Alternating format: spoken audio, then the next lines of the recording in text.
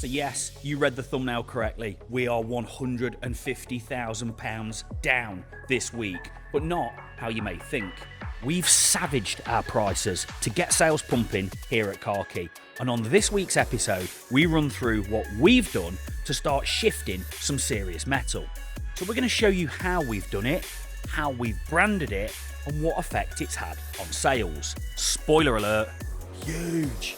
I also take a sneaky visit to auction. Oi, you're banned from buying. To assess Tesla prices, why people are paying so much money, and how dealers are managing to sell them with such little margin. And then the bad news. We have taken some eye-watering losses on broken cars this week. So please stay till the end of the video where we share with you some of the most horrific losses we've ever experienced, and we show you the painful and dark side of used car retailing. So let's roll the intro and let's get going.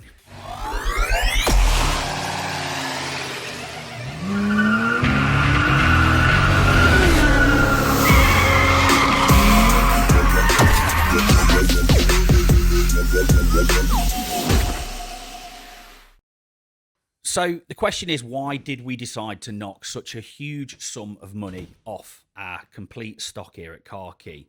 Well, as we've discussed on previous videos, we've got an overage issue. Cars have got older, they've crept up, and the market's moved. Now, we know the reasons why we've perhaps not been selling as many cars as we should have been at the minute. There's various factors attributed to that, which I'll quickly run through with you now. We've been having a huge amount of refurbishment work done on site, which has caused massive disruption. It's made things more difficult for our customers. We've lost a little bit of focus, and it means that sales have been down.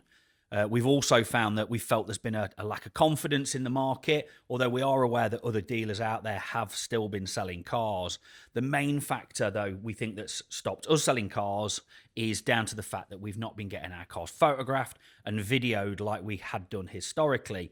We've been building a photo booth, which is kind of finished, although it's not complete, not 100% happy with it at this stage, and more work is going to be done on it in the coming days and weeks to make sure our photos look as good as possible and represent our vehicles, you know, to the buyers that are out there, because it's key. We are a shop that's basically digital, and anybody who wants to look through the shop window is looking at our cars on the internet, and if the photos aren't of the best quality, it generally means that it affects sales.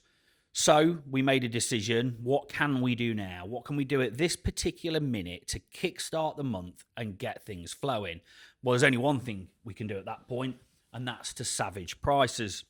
There's been lots of comments on social media, lots of comments, suggestions on YouTube and across our other platforms where people have been saying that if sales are down, you need to drop prices. Well, that is exactly what we've done. So what we've done is we've gone from the oldest car in stock and looked where it sits to market at the minute, and then we've not just adjusted the price to put it in line with other cars that are out there. We've made them significantly cheaper. A lot of the vehicles that we have here at Car Key are quite unique cars. They're not run-of-the-mill. You can buy each one of these cars at 1,000 dealerships across the country.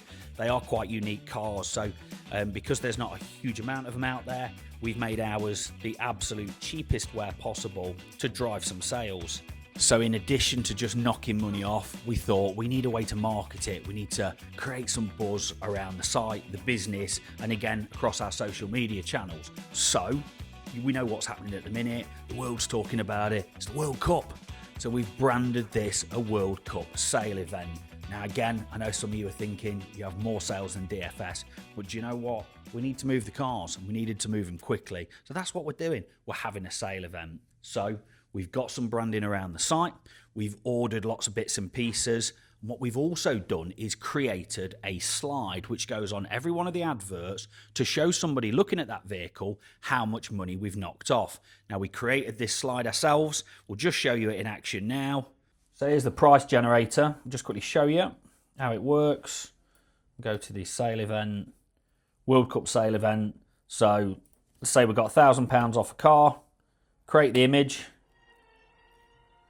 Little meme generator. That saves as an image. We take that image, we put it on the advert. Customers know it's got the money knocked off, and hopefully we sell the car. And now anyone calling can see straight away that there's a big discount applied to the vehicle. We've also filmed some social media content with the team, celebrating the nation that's playing on that particular day. So for example, when Spain played, we showed a bit of a discount on the Seat. When France played, we've shown a video of one of the French cars that we've got, and we'll be doing that on a daily basis until we've got through to the end of the World Cup. There is one caveat of our sale though. When England get knocked out, the sale's over. Now, in some respects, you'd be thinking, well, maybe you want the sale to end because you can put the prices back up, but actually we don't. We want England to go all the way, we want the prices to stay low, and we want it to come home. So the question you're probably asking is, how many orders did we actually take last week on the first week of the World Cup sale event here at Car Key? We took 39 orders, which is the biggest week we've had in a long time. So clearly something worked. Our customers were loving the price drops, the team were fired up with World Cup fever, and actually we've had a great result. We sold a real varied selection of vehicles last week too. We'd mentioned we had an overage problem. Well, amazing news. We sold a load of our overage cars. So brilliant news all round. Yes, margins were down, but we managed to move some metal. The systems got pumping, everybody got pumping, there was a massive buzz on site, everyone's motivated, everyone's revved, and we sold a load of cars. And off the back of that, I decided to take a sneaky visit back to auction. Jamie thinks we've had a good week because we've done 39 cars, but most of that was at one weekend. So if you actually narrow it down, we've had an all right week, but a very good weekend. Yeah, you did 12 at the weekend out of 39, so that was 27 on the week. So yeah, the weekend was good, Craig, that you ramp up, Monday to Friday, that's where it was at, mate. Which doesn't mean we're back on. It means we're going in the right direction. Now he's going to buy more cars. It's ridiculous. He's got a massive problem. Look at all this. We're giving up space to build offices, so we've got less space outside. We've not been given the caravan space we were promised, so again, less space, no room. It's just, there's chaos everywhere, and he's buying more cars. All he's interested in is buying more cars. He's still not got rid of all the problem cars he said he was going to get rid of either. So for the first time in which feels like weeks, I think it was a month or a month and a half, I just snuck off to auction. I'd said I wasn't going to go, and then I just decided to go. And I think they thought I'd fallen out with him because I'd not been for a while. I obviously hadn't, didn't really need any stock. But before I get on to what I've actually ended up buying for us, just wanted to talk about Tesla, because it seems at the minute Tesla values and prices and availability has just gone mad. There seems to be a real frenzy for buying Model 3s and Model Ys at the minute, and I'm trying to understand it a bit, because the prices that they seem to be selling for at auctions versus what they can be retailed at is wild. There's not a lot of scope for margin. So yesterday there was a Model Y, and I thought, do you know what, I'm going to buy it. This particular Model Y had a retail value of £24,500 with a guide of about 21,900. So if you paid 21,900, which was guide, and added your fees on, you're £22,500 for a car that's going to retail at 24,500. So £2,000 margin on that type of investment, not a big profit. Now I had a proper look around the car. Inside the car, as you can see, really nice clean example. Although I will say this, tyres were on 3 mil. When we send a car out, chances are we would probably end up replacing some of those tyres, because if it says they're 3 mil at auction, they're probably 2.5. Maybe the edges need doing. So you factor 4 tyres into that car. But despite that, I still wanted to buy it. I thought, and the reason why is, when you look at it on Auto Trader, and again, as you'll see on the screen now, car has a retail rating of 99 out of 100, which means it is extremely desirable and should sell really quickly. This car didn't really need any paint work. It looked like it just needed a set of tyres. So I really wanted to buy it. However, got into the hall, and the car made £22,500 with fees and delivery. That means that car will have made about 23,200. So to sell it at Auto Trader retail, which is 24,454, as you can see, gives you about a £1,300 margin, less your VAT, less a set of tyres. You're working for hundreds of pounds on that type of investment, and it just seems mad. But this is not unusual. Got friends who sell Teslas regularly, and the prices they seem to be making at auctions versus retail is in the hundreds of pounds. And I'm struggling to understand how dealers are justifying doing it. One dealer who I was with yesterday said they forget about the retail price, they just sell a payment. So they're just marketing Model 3s on a payment and not really worrying too much about the retail value on Auto Trader. And as a rule, if you get a late one with low enough mileage, you shouldn't have to really spend any money on prep. But it just seems insanity to me to be working for next to nothing and basing a purchase purely on finance commission that you might be able to make off the back of it. But the other thing is this: if it's out of warranty, Teslas have to go to Tesla. It's not always that cheap to fix. We seem to have to do a lot of suspension arms on them as well, which again aren't particularly cheap. So, but again, if you're a car dealer and you're watching this and you buy and sell Teslas, let us know what you think's going on in the comment section below. But there seems to be a real frenzy out there at the minute to buy them because they're selling quickly. Bizarrely, we've actually got 2 Model 3s in stock at the minute, one being a performance model. And I'm not sure if it's because it's a performance model, that's why it's not selling as quickly. But we've just took a long range in. I'm going to get that advertised today and hopefully we can sell it. But anyway, enough about the Tesla. Let's have a look what I managed to buy yesterday, because I think we've done all right. So, did buy some cars yesterday. Bought 6 cars. We don't need a huge amount of stock. I've tried to play it safe. I've tried to not buy Ingenium engined Land Rover or Jaguar product, just because we've got a bit of a backlog of them problem-wise, which we'll come on to at the end of the video. But we'll run through quickly what we bought. So, bought a nice C-Class petrol coupe yesterday. As you can see, nice thing, nice colour, grade 4 car. I think that's harsh. Check the mileage looks right. Good history, nice looking car, paid right money for it, sat in it, listened to it. I'm pleased with that. Don't have enough Mercs at the minute, I think, so it's nice to get another Mercedes in stock. Bought an A4 Avant Quattro, so 4-wheel drive car. Again, 2017, sensible mileage, sub 100, coming out of, I can't remember the vendor, but nice car, good margin potential on that. I'm pleased with that. Full service history. Didn't look like it needed any paint or anything. And again, trying to make life a little bit easier for ourselves in terms of prep. Did buy a bit of an oddball car.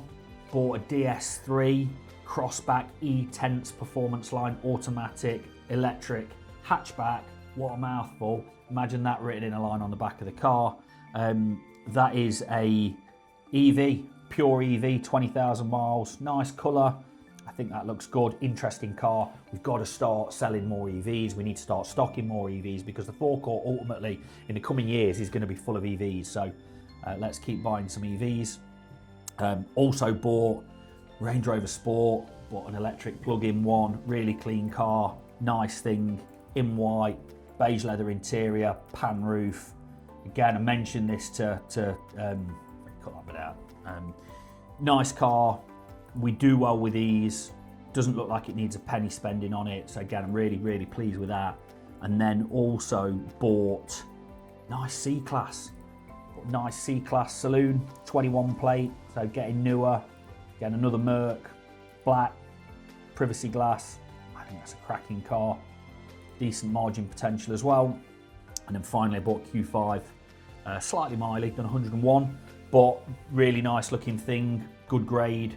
Good condition, again, good margin potential, real car key car that one is. So looking forward to getting these paid in the coming days, and then these will all get delivered to the site. But I'm pleased with what we bought yesterday, but less pleased about the result we've had selling some cars. So we bought some, we've had some problem cars we can't fix, cars we've had to buy back, cars that have been sat rotting at the workshop for a while. And as much as I love auction, buying stuff, the harsh part of this job and the bit you've probably all been waiting for is knowing how much money we've lost on some of these cars. So we're going to go and have a little look at what we've sold, how much money we've lost on them, and how much money we're going to lose on the others that are going to go. And then we can maybe have a little look at what we can do in future to make sure that we don't find ourselves in this situation. Right. Okay, so the bit you've all been waiting for, the bad bit, the horrible bit. This is not the fun bit at all. And this is real. This is the reality of running a car dealership, and we'll be accused at times of ruthlessly profiteering, which we don't do anyway. But people don't understand why we have to make margins in the cars, because when things go wrong, they can go spectacularly wrong. So this week we've had to make the decision to, this last few weeks, to send some cars to auction because we can't fix them and we're not going to sell problems. So just to give you an idea, we've sent a Model S, which we've lost 750 quid on. We sent a Porsche Macan, which we've lost £4,000 on. We've sent a Range Rover Sport, which we've lost £5,250 on. And we've sent an X5 that we've lost an almighty £8,000 on. So that's nearly 20,000 quid just in 4 cars. Plus there'll be fees for selling them, so it's going to probably be another 1,000 quid in fees. Painful. It's really painful. But has to be done, because what do? We're just going to sit and look at the cars and just hope the problems are going to go away. They're not. So we just have to sometimes be sick. They often say, be sick and you make yourself feel better, just throw up. Well, this is one almighty barfing session. So, and there's more to go. We got an Evoque that's there, that's not sold. Got 2 Evoques that have got engine issues. They need to go. We've got 3 F-Pacers equally with issues. And this is one of the reasons we're now going to steer away from Ingenium engines. But I would suggest between those 5, 6 other cars, we're probably going to take, I don't know, 4 or 5 grand hit on each one, which is 24 to 30,000 quid. And still got a Macan at the workshop that needs an engine as well, which we just need to get out of. So it's quite sobering. But we talk about being ready for July the 1st. Well, this is all about getting ready. We take the blows now, we wipe them out, and we get to the start of the month and we go again. The benefits of doing this are a few things. Space, we're going to have loads of space. Just that stress of knowing they're gone. Despite the massive blows we took yesterday, I feel loads better that they're now sold. And yeah, money back in the pot, and we go again and we make some better decisions. Now, just to let you know, a lot of these are Ingenium engines. It's not that Ingenium engines are all bad, they're not. We sold hundreds of them last year, hundreds and hundreds and hundreds. So if you actually look at the fail rate, in reality, in relation to what we sold, it's not really that bad. But you know, we've fulfilled our obligations to the customers. We bought these cars back, and now we're going to take one almighty pill on them when they all sell. So again, for anyone that thinks we're greedy, we make loads of money, do you know what? Sometimes we don't always win. So that's it. That's all I've got to say. If you've appreciated, enjoyed, or liked this video, or you've not, you want to make some comments, hit the comment section below. Please hit the subscribe button, and we'll see you next time. Come on!